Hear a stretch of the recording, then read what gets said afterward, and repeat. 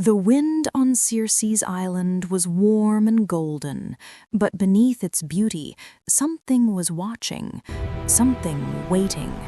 Odysseus stood at the shore as Circe's warning echoed in his mind.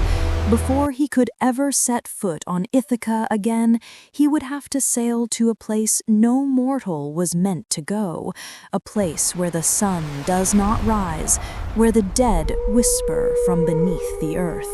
The land of the dead. The sorceress had told him, to find the way home, he must speak with the blind prophet Tiresias. But Tiresias no longer walked in the world of the living. To reach him, Odysseus had to cross the boundary between light and shadow. That night, as the sun bled into the horizon, the ship pulled away from the island. The last of Circe's light faded behind them, swallowed by the open sea. The crew rowed in silence, even the wind held its breath. For days there was no bird, no wave, no sound but the creak of wood. The sea darkened like ink. A fog rose thick and heavy, wrapping around the ship like a shroud. No stars shone above, no bottom could be seen below. The men began to whisper. They smelled iron in the water. When they dipped their hands into the sea, they came up red.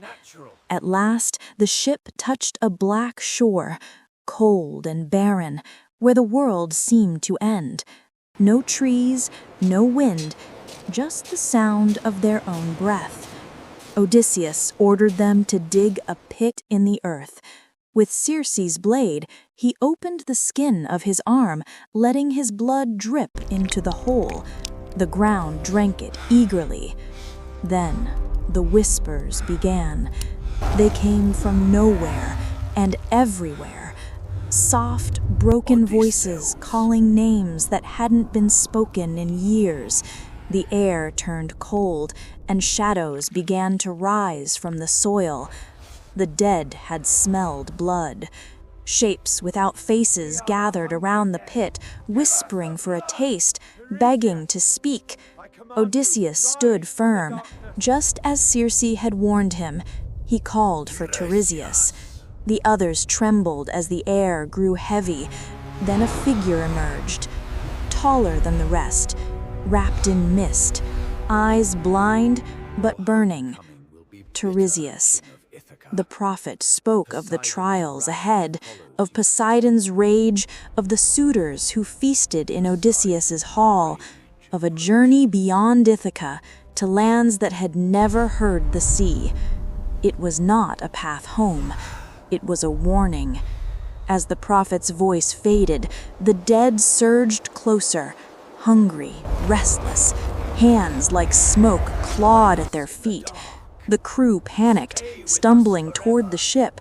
The fog closed in as they pushed off from the black shore. The cries of the dead followed them, growing fainter, but never truly gone. When the sea finally cleared, the sky was red, neither night nor dawn. Odysseus stood at the bow, the blood still drying on his skin. The dead had spoken, and their words were chains. The journey home had only just begun.